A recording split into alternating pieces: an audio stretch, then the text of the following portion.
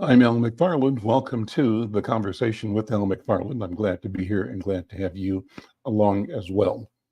Today is Wednesday, July 31st. What an amazing week, 10 days it's been. A lot has happened for the nation and the world, and we want to get into some of the things we've been watching, following through this week. First of all, let me thank you for joining, checking this out, and ask you to support this program by sending a text out or a tweet out or sending a Facebook post out to your friends, your networks, asking them to check us out here at the Conversation with Al McFarlane. They can go to any of those platforms or come to our platform at YouTube, Insight News MN. And we'd love to invite everybody to both subscribe, like, and share. We've crossed the threshold. Our initial target was 1,000 subscribers. We're heading to 2,000, and you can be part of that. We depend on you. We ask you to be a subscriber and let people know in your network. And we'd love to have you participating in the program as well. How do you do that? Well, if you got a comment, a reaction, a question, drop it in the comment section. We'll get it. We'll read it. We'll shout you out. You can shout out yourself, your neighborhood, your town, your community. We want to have that kind of engagement here. Pleased to have on today's program my friend Antonio Rossell. And Antonio is involved in the civic life of our community here in Minnesota, but he's an international person as well. I think I met Antonio a few years back when he was working with Pastors for Peace, organizing and supporting and participating in caravans for peace to Cuba. And we've talked about that work of engagement from that time on. It's always a joy to have Antonio here in the program. Antonio, good afternoon. Welcome again, my friend. Good afternoon, Al, and good afternoon to our viewers. Thank you so much for inviting me to be with you today. It's always a pleasure, and thanks for the opportunity. Well, let me say this, Antonio, for somebody who's in Minnesota who's viewing, we'd like to have you let us know that you're viewing and put a question or make a comment on our conversation today. But we're going to ask you to do this before your comment. Say the word baseball in, and then make your comment. Right? Why? Well, we're going to select a couple of people who make comments like that. A pair of tickets to a Minnesota Twins baseball game. So if you're a Twins baseball game, we've got some tickets for August games here in Minnesota. We'd love to have you be at a Twins game as our guest. And that's all you got to do is make a comment on the topic or any topic, but make the first word baseball, and we'll find you and we'll try to make sure that you get a pair of tickets to go to the game. Well, our 2A game. Antonio, what's on your mind, first of all? What kind of things that are top of mind with you? I've got several that I want to talk about as well, but we can kind of go back and forth and explore current issues. Well, thanks for that, Al. It's been a momentous week. It's been a momentous several weeks. It's been a momentous set of months. I feel so. I am somebody who watches and follows events and news kind of with a little bit of detail and a lot of attention, and I've done so for many years, particularly international events, geopolitical events, changes that are occurring in our world. And I have to say that I can't remember a time when so much has been happening so quickly in so many places at once, in terms of war, in terms of peace, in terms of economic rearrangement, in terms of political rearrangements within countries and in different regions in the world, and with a lot of moment, a lot of impact to them. And I think this last week is a very important week as well, and kind of highlights that. Here are some of the topics that I think are important to follow. Recently, just 2 days ago, well, I'm going to say that the event from today, the assassination of the leader of Hamas political the political branch of Hamas, the peace negotiator who was the chief of this branch, of the political branch of Hamas, Ismail Haniyeh, in Tehran, targeted by an Israeli airstrike. And so the person who was negotiating for a peace agreement, a ceasefire agreement with Israel, was assassinated earlier today, not in Gaza, not in another place, but in Iran. So in the sovereign location of another country, where he was actually a guest for the inauguration of the new Iranian president, who was just elected because the previous Iranian president was killed in a still mysterious helicopter crash about 2 months ago. Mhm. And this is, so in a way, this is a move that can trigger, and it's an escalatory move, meaning it has been done with the intent to escalate tensions, to have Iran respond in a way that potentially then will involve a U.S. response against Iran. Right now, there are multiple ships from the United States and Britain steaming towards the areas around Iran and around the Mediterranean, to be ready to, in a way, stop any response from Iran that could affect Israel. So that's something that just happened today, and is tremendously important.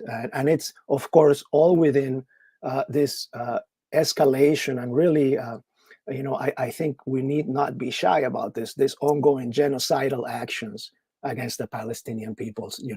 Now 40,000 civilians killed in the last 10 months, upwards of 200,000 civilians estimated to be killed, according to the Lancet Medical Journal. And this is the direct bombings that have been occurring.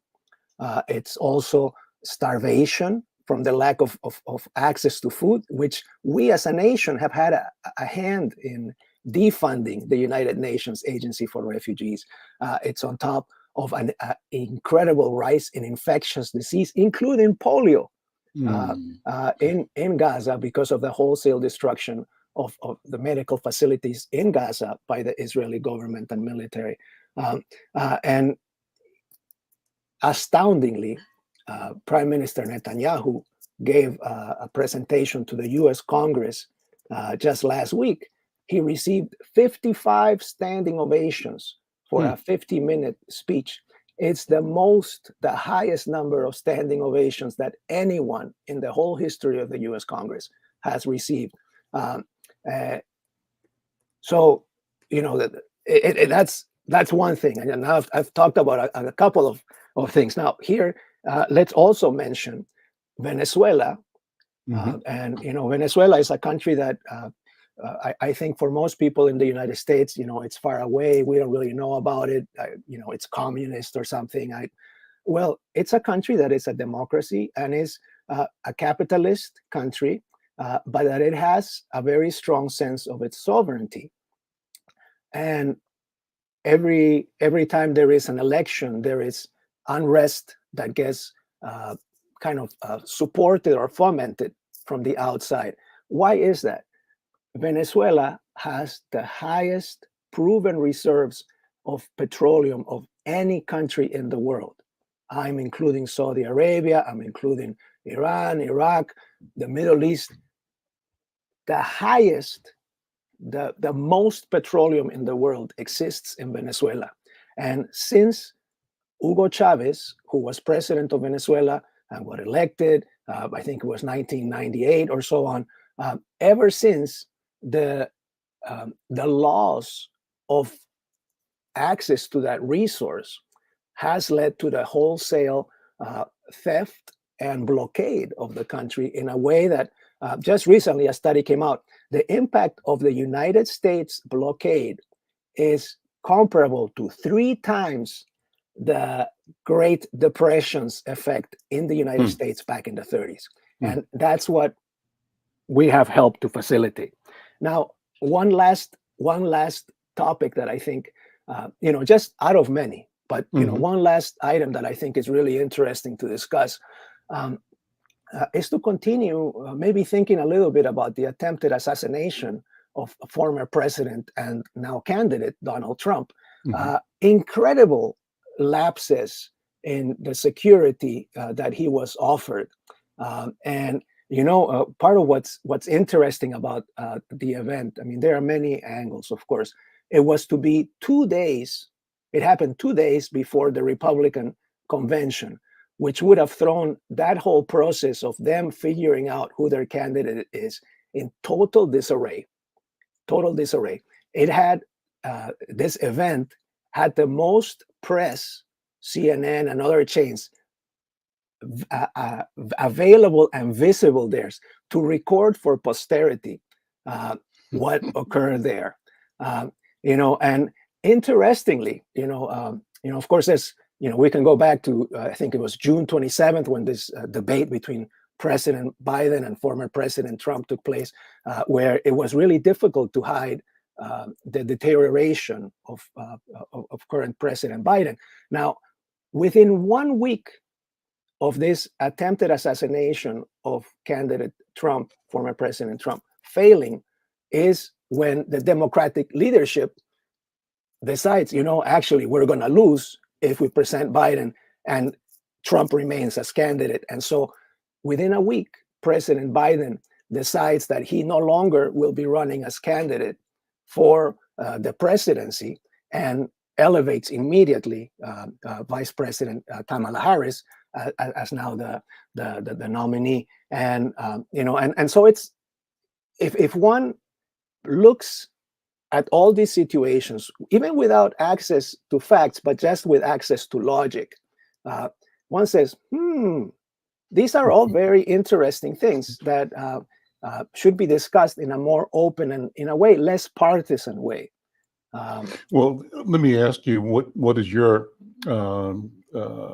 without being conspiratorial, your sense of the connection between the assassination attempt and its failure, number one, but also the rapid progression of changes following it, from President Biden making his decision, elevating of Kamala Harris, the selection of, had JD been chosen already when the assassination?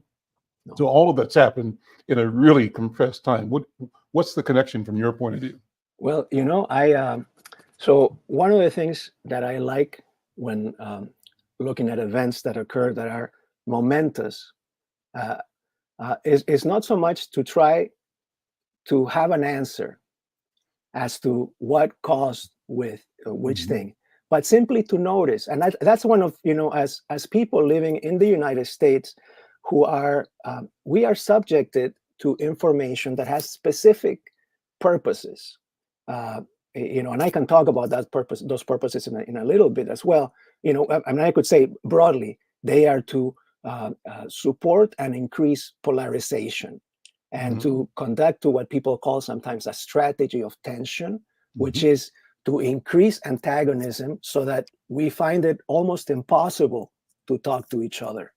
And so what I like to do is just to simply notice what things seem unusual, or seem less than logical, or seem something that doesn't make all that much sense. So in this specific situation with the assassination attempt, and so former President Trump, candidate Trump, had not yet announced his vice president, and in a way, had he been killed in that attempt, that whole convention would have been in disarray. Who would have been the presidential candidate? Nobody would know that J.D. Vance was going to be a vice president, President Trump's running mate choice for VP. And could he have come up on his own? I don't know. I don't know these things. But it's just or could it have been the Speaker of the House or someone else in the leadership of the Republican Party? Well, you know what? President Trump is right now addressing the National Association of Black Journalists at their convention in Chicago. Let's drop in on that. I think we've got a feed from one of the national networks let's listen a little bit. And the controversy is that some are questioning three things. One, why is that organization of Black journalists who primarily work for white organizations, why are they creating a platform for what they seem to agree will be an opportunity for disinformation, for lying, and for gaslighting by the president? That's what he's been doing. Why should he be afforded that? And does that support his idea to peel away, or what's the right word for it, create disconnection from voting in the Black community, voter disenfranchisement? Is this a part of that strategy? And so there are protests going on outside. Another reason some people are criticizing it is that this is a panel of 3 women journalists, and they wonder why isn't there a male, the gender balance. And then the last thing is that one of the journalists is uh, Harris Faulkner, I think her name is, who's a Fox 9 anchor, and has been kind of one of the mainstays in the conservative information system. Let's check. He's speaking right now. We'll drop in and we'll comment. She made a turn and she became a Black person. Just to be clear, sir, do you believe I that think she is somebody should look into that too when you ask continue in a very hostile, nasty tone. It's a direct question, sir. Do you believe that Vice President Kamala Harris is a DEI hire, as some Republicans I really don't have know. said? I mean, I really don't know. Could be. There are some, and there are plenty. I know this lady right over there, Harris, is a fantastic person who just interviewed me at length. And we had a great interview, I think, and I heard you got very good ratings on that. Well, interview. you told me it was the longest one of your life, so we had a good discussion. Look, I want to talk about why you're here today. I mean, it is not lost on us how divided we are as a country. And as you were coming today, we really got to see that we are divided along the lines of race, along the lines of gender. And there is this question of, in this moment where we are, why come here? What is your message today?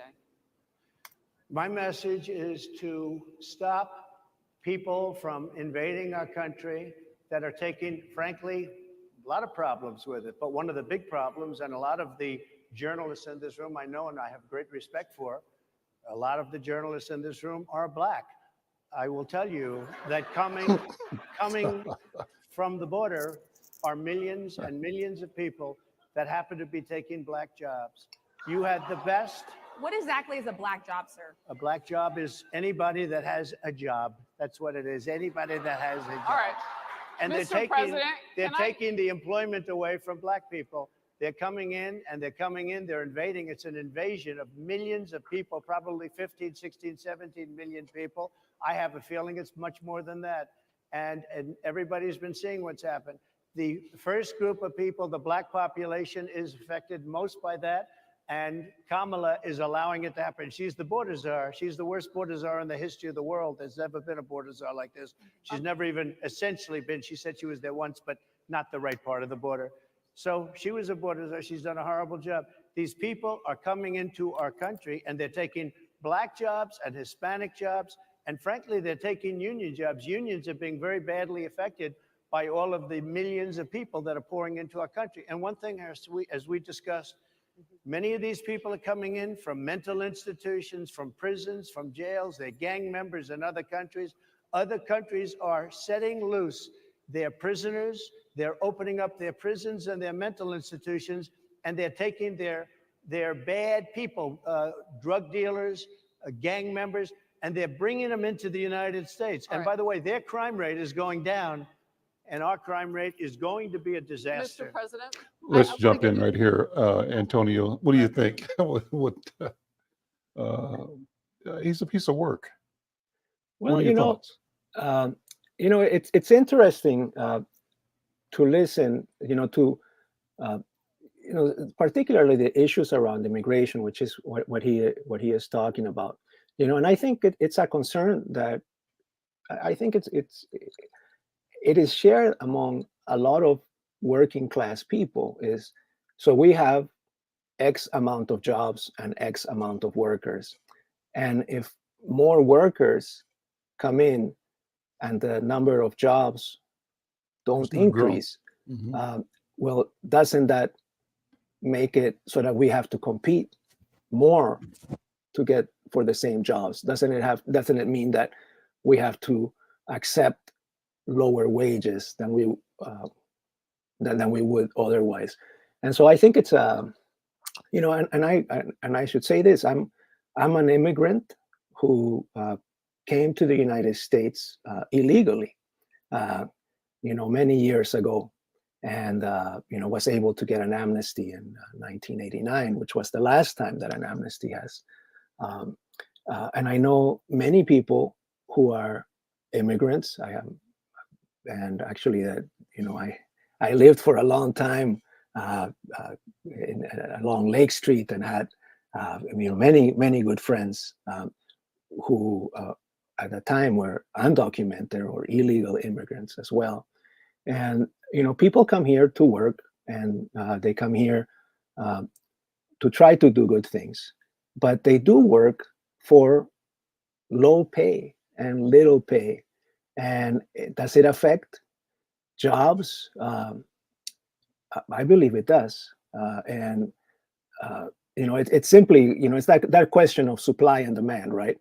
If your supply of workers increases, what is that going to do to the salaries or the payments that are required to have workers? What do you think about that, Al? Well, I think that the country is built on immigration. Immigration has been the engine of growth for the country. And my sense is that that analysis fuels a resistance or skepticism about the value of letting immigrants in. And that analysis is presented when the immigrants are not white. Trump himself, I think, spoke about increasing immigration from Northern Europe. So the issue is not a question of immigration. It's a question of who's immigrating. And there are the nationalists, white Christian nationalists, who believe that this country was made for, ordained by manifest destiny, driven to be an expansion of white supremacist thought and experience. And so Trump, to my knowledge, is not criticizing immigration from Europe and is promoting it, supporting it. He's also suggesting that immigration from Europe is by and large legal and done properly, by contrast to the immigration that comes from the South in particular. But the immigration that comes from the South, from my point of view, is consistent with our historic and philosophical position of welcoming the poor, the downtrodden, the disenfranchised to start anew in the American democracy experience. So it's not different from my point of view, Antonio, from the brilliance of the idea of the Declaration of Independence and the Constitution, but the contradiction that those men who established this vision of equality were actually men who owned other human beings. They were enslavers. And so there's a capacity to withstand contradiction that disserves our common humanity. Open the border up and let's have a conversation about refiguring what economy is and what growth is and what economic relationships ought to be, not only with an expanding and growing workforce, but it also becomes an expanding and growing consumer base. But it also means there can be and should be different relationships between our economy and the families back home. Back home for me might be Jamaica, might be Cuba. For you, might be what Peru. For others, might be Brazil. It might be Taiwan, China. But the more people stay connected to where they come from as they come here and engage in economy, and if there are systems that allow these economic activities to not be held hostage to or restrained or constrained by narrowly constructed capitalist financial interest, then a new set of economic principles can emerge that really uh, approach balance in the world, on the planet. That's what I think. So I don't want to be locked into an American vision of American dominance, an American capitalist dominance of the world. That's kind of the citadel that I think white nationalists are defending. I think it's dead and deserves to go. So I say open the border up and let them in. Can I have a response, Al, as well? Something that you said, which I think is very true, but in a way also only partially true, is you said this country was built on immigration. And I would say, yes, that's true. But there's a huge part of it that says this country was built on slavery. Exactly. And there is a place where the role of a large, or let's say a huge number of immigrants entering a country, slavery is no longer legal, of course, but the ability to lower payments to workers as much as possible is something that is beneficial to the ownership class, the ones that have access to the guide capital. And so I think that it's really important. And I am somebody who is a defender of human rights, as I know that you are, and as I know that our audience members are. But in a way, we create conditions within the country that allow for a race to the bottom in terms of salaries and payments that actually deprive a lot of people who were born in this country and suffered through the formation of this country. It takes away opportunity for them to do jobs that would be beneficial to them. That's one thing, and I think that's an idea that we need to explore because so the role that immigration plays in lowering, especially entry-level salaries for entry-level jobs, or jobs that for example, if you look at in the Twin Cities, roofing, for example, it's mostly immigrants that are doing it, dangerous, without any safety hazards or protocols in place, working super long hours in terrible conditions. They're mostly new immigrants, and even if you wanted to look for a roofing company that had workers that had papers or that were from traditional communities in the U.S. And traditional, I mean, yes, white, but yes, African American, yes, longtime residents. It's harder because you can't compete. It's not possible to compete with roofing companies that are not spending money on safety equipment, that are not paying their workers, that are simply, and I've seen it. I've seen it. So that's one thing. The other, which is a really important part of this influx at the border, nobody likes leaving their country. No one likes leaving their family behind. No one likes leaving their culture behind. No one likes leaving their foods, their language. But people do it out of desperation. And that desperation is something that we as a nation are responsible for. There are one of the largest groups of immigrants into the United States nowadays is Venezuelans. And why are they leaving Venezuela? Because of our multi-year, multi-decade effort to crash their economy and to destroy their country so that we can take it over. Many people are from Cuba. Why are they coming? We got 6 decades of an economic blockade. Why are people coming from Central America? I'm old enough to remember Ronald Reagan and the wars in Central America, against Nicaragua, against Salvador, the role of Honduras, Guatemala.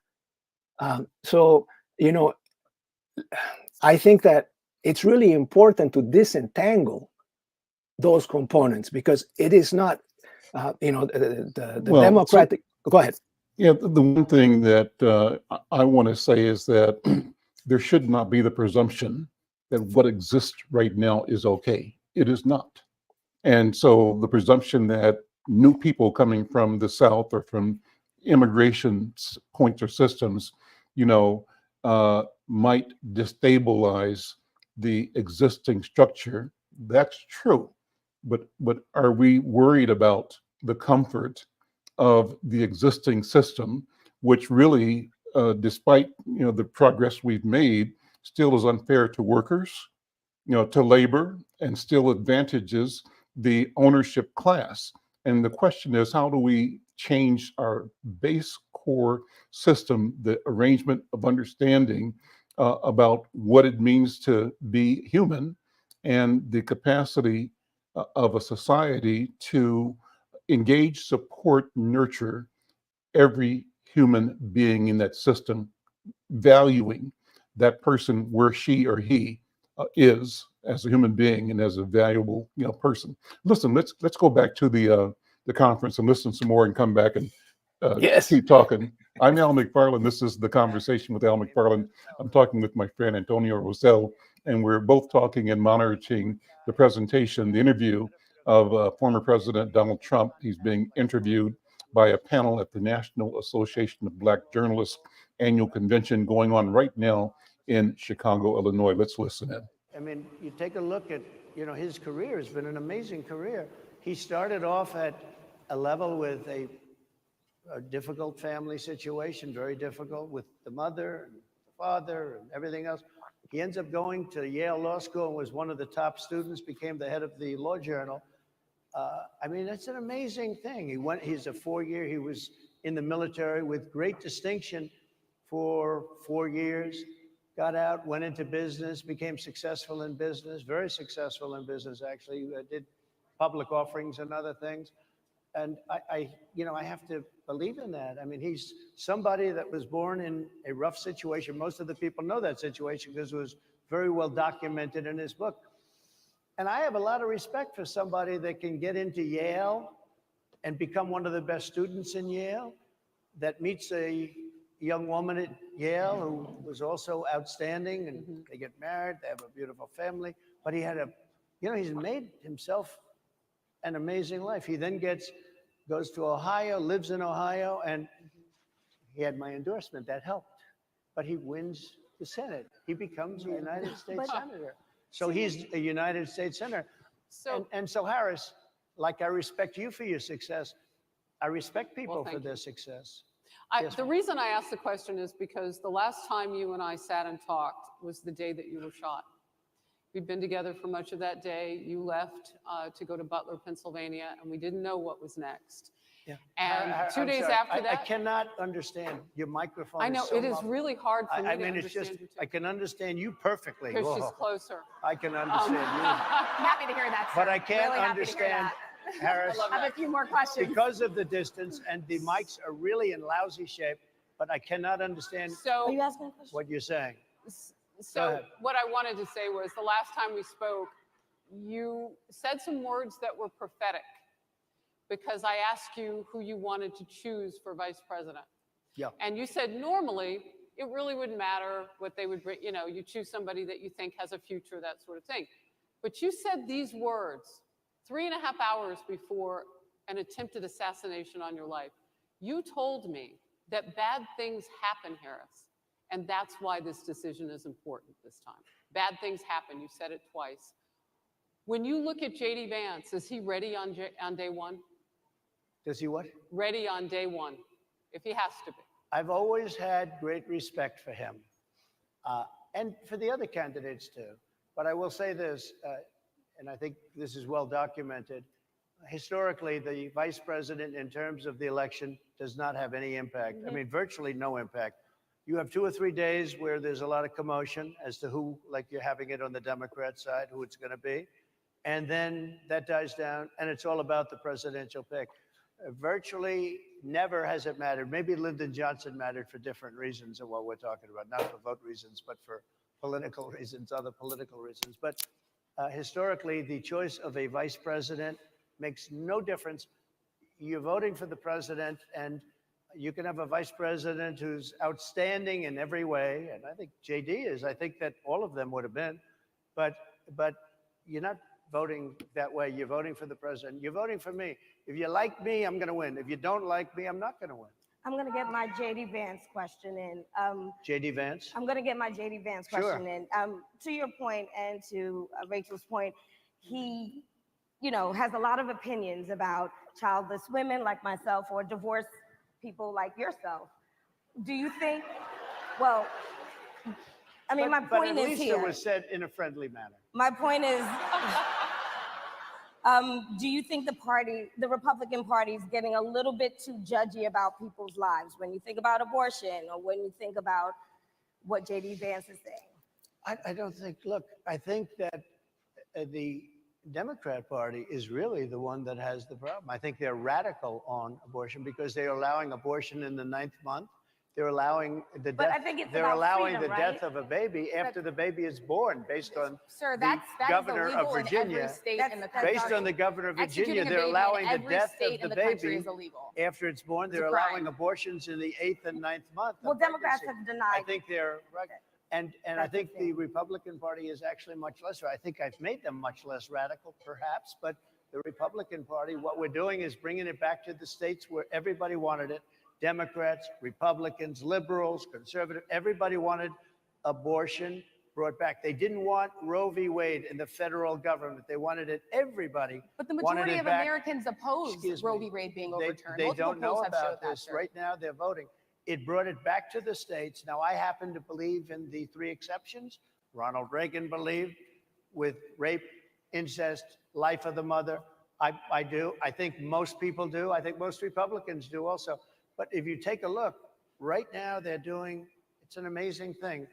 Out of the federal government, it's in states, and people are voting. And I will say, Ohio is, let's call it a more liberal version, has been approved. Kansas, the same thing, a little bit surprising to a lot of people. But the people are now voting. And it's taking this issue that's been going on for 52 years and has torn our country apart, and it's giving it to the people to vote on. And they're voting. And many states have already voted. Others are in the process of voting. And it's bringing it back to the people and a vote of the people. And it's not at all radical. And again, you have to follow your heart. I happen to believe in the 3 exceptions. Most people believe in the 3 exceptions. Most Republicans believe in the exception. But they don't want to. Interesting. I'm Al McFarlane. This is the Conversation with Al McFarlane. I'm with my colleague and friend, Antonio Rossell. We're monitoring the presentation of former President Donald Trump. He's talking to the assembly of the Convention of National Association of Black Journalists. It's their annual convention going on right now in Chicago. We'll drop back in that conversation as well. It's a great that technology allows us to monitor this and talk about it at the same time.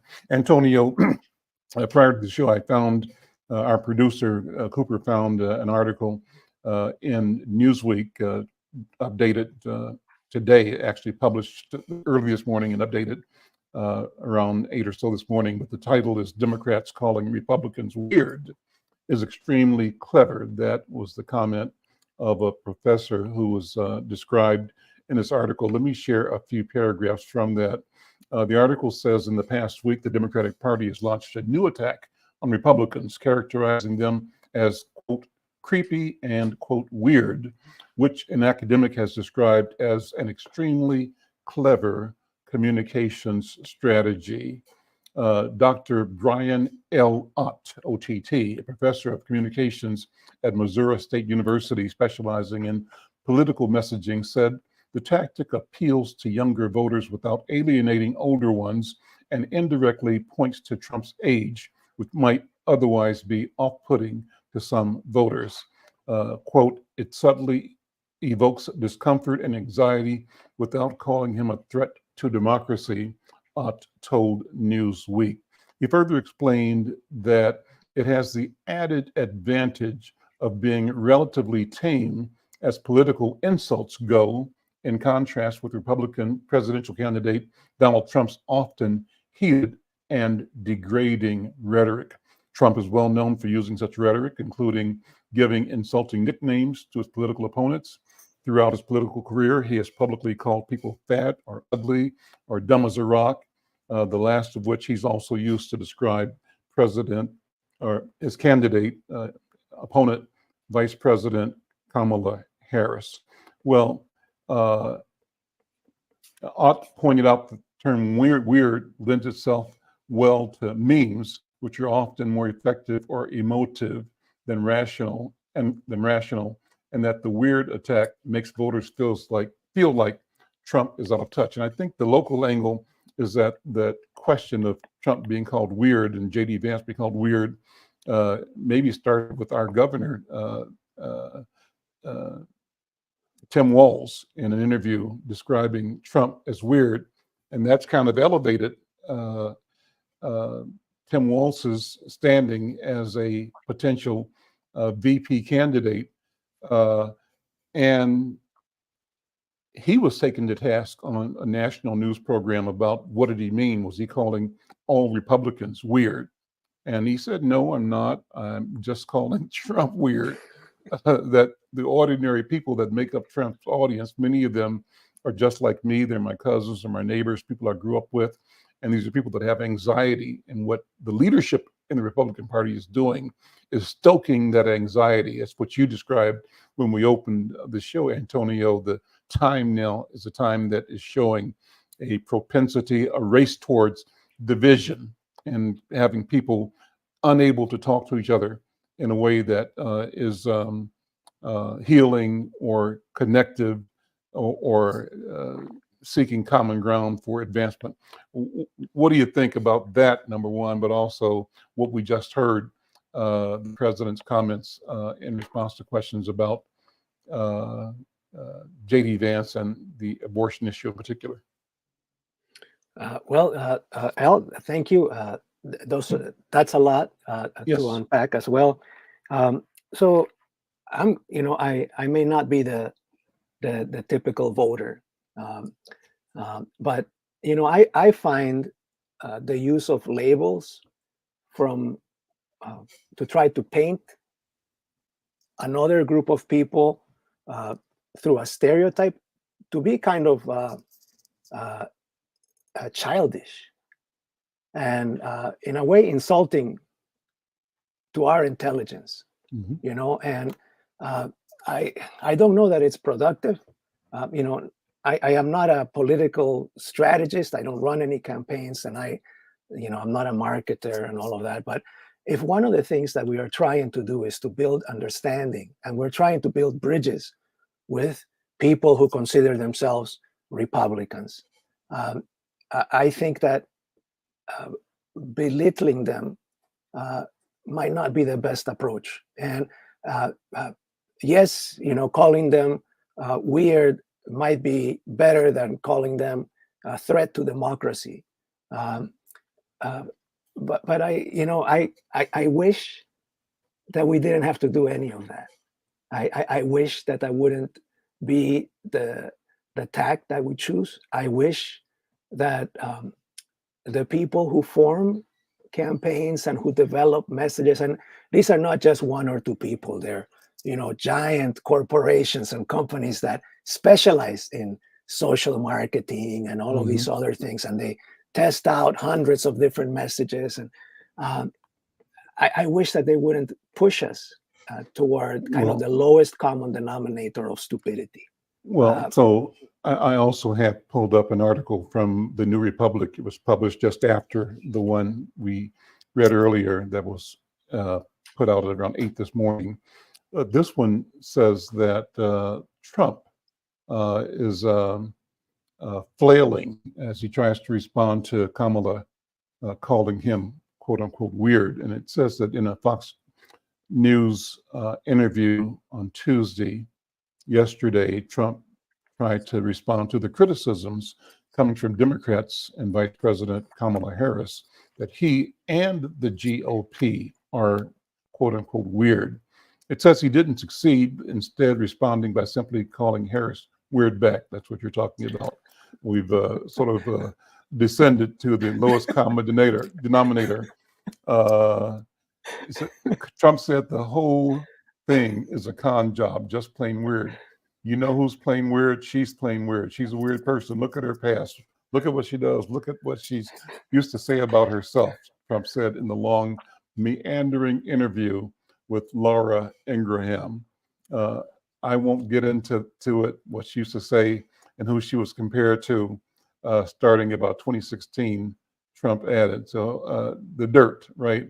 And he was referring to that when Harris ran for the Senate in California in 2016, that what she used to say is unclear, but he perhaps was referring to her past as a district attorney and a California attorney general prior to them, while she was making a racist attack he made a racist attack on her record on crime.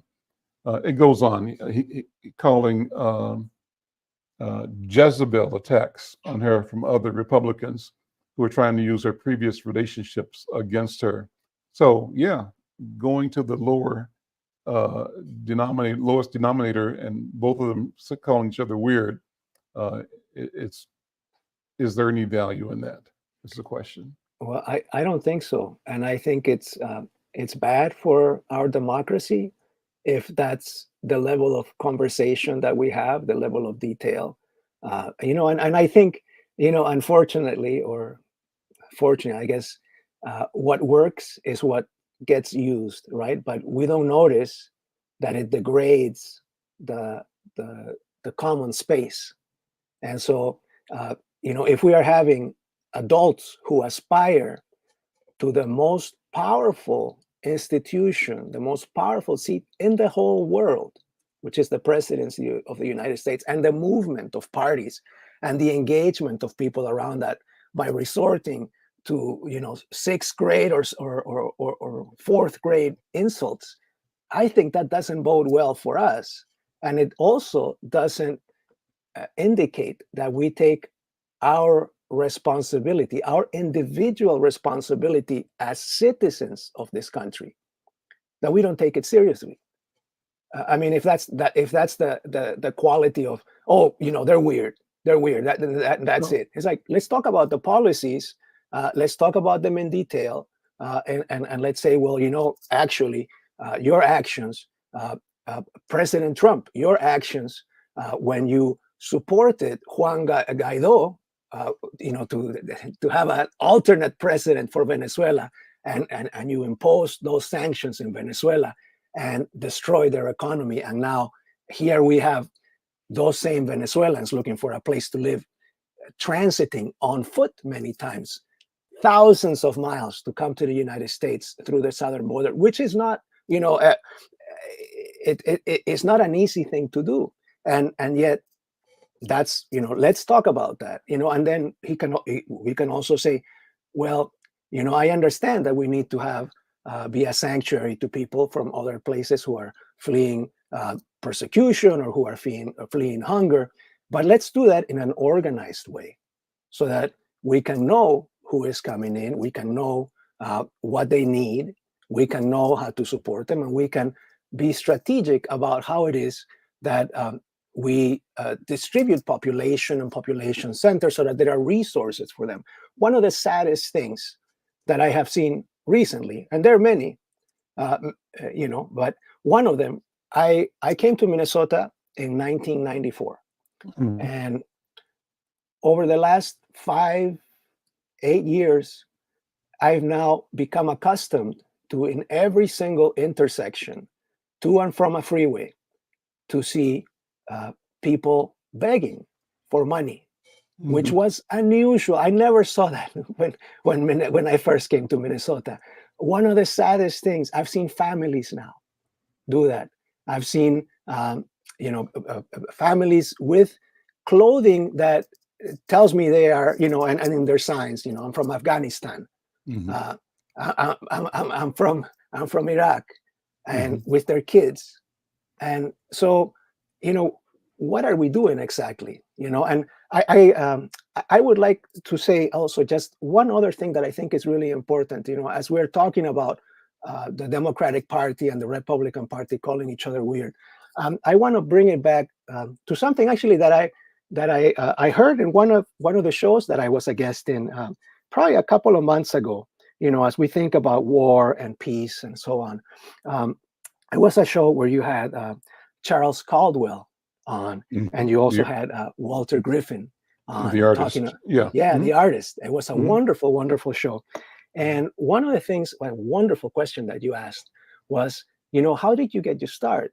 When did you feel that you had, the spirit of art within you, which we all do too. We all have art inside us. How did you discover your spirit of art and bring it out?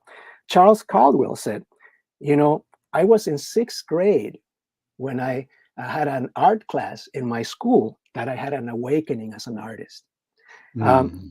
And I think today, how many schools are now cutting arts classes? City of St. Paul, City of Minneapolis Public Schools, St. Paul Public Schools, $150 million deficits because their budgets are getting cut back, but we have endless money for war elsewhere in the world. I want to also mention, because that was such a wonderful show, Walter Griffin, photographer, beautiful art everywhere. When was your artist awakening? I was taking a third grade photography class when cameras, and he is not a young man today. Many years ago, in 3rd grade, cameras were not cheap and ubiquitous like they are now. They were instruments of technology, and they were expensive, and they were hard to get. He had a photography class in 3rd grade where he had access to a good camera, and he had access to development. That's one of the things he talked about. He developed photos, and he saw this thing that I saw, it came alive in front of my eyes. And 3rd grade, how many kids today in our school system have access to that level of art, to the level of discovery? Why do we have $150 million deficit in the St. Paul public schools and in the Minneapolis public schools while we're sending billions and billions of dollars, $65 billion signed by our congressional representatives to make war and kill people in Ukraine, $26 billion by our congressional representatives, unanimously almost, except, say, for Ilhan Omar, to make war and continue to commit genocidal actions with our resources. And what are we doing with that? How come that's not an issue that gets discussed when Democrats and Republicans are vying for our vote? How come that doesn't get mentioned?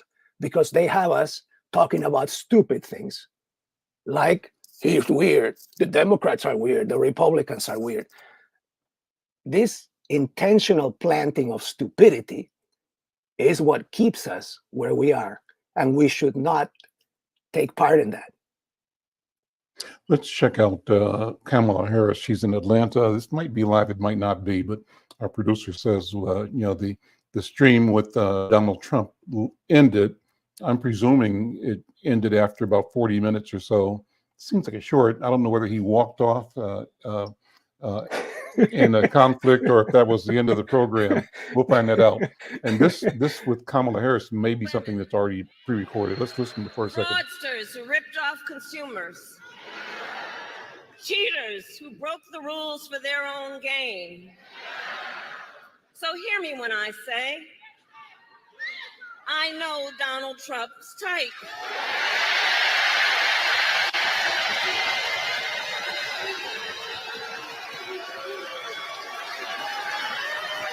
I know the type. And I have been dealing with people like him my entire career.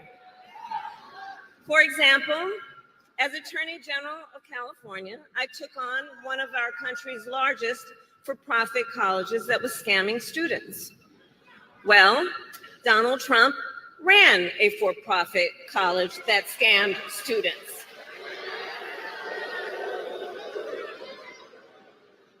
As a prosecutor, I specialized in child sexual abuse cases and sexual abuse cases. Well, Trump was found liable for committing sexual abuse.